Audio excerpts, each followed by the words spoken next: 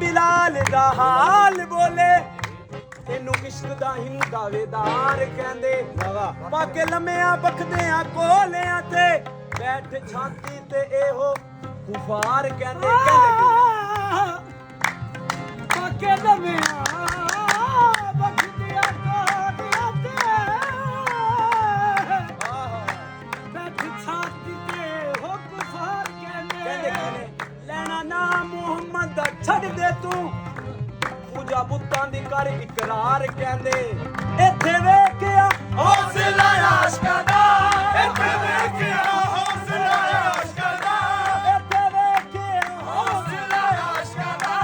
ਇੱਥੇ ਵੇਖਿਆ ਹੌਸਲਾ ਆਸ਼ਕਾਂ ਦਾ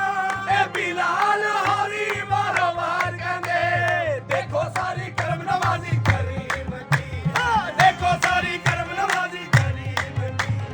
देखो सारी करम नवाजी मैं इस करम के कहाँ था काबिल हजूर की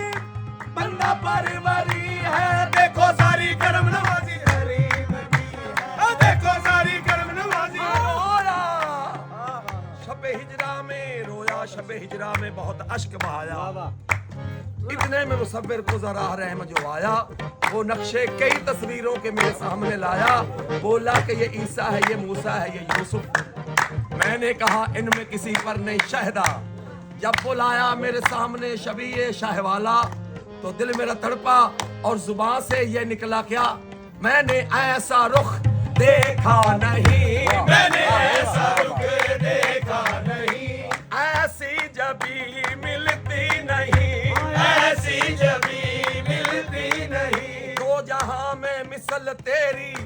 ऐ हंसी मिलती नहीं जिस वेख्या तेरी सूरत नू जिस वेख्या तेरी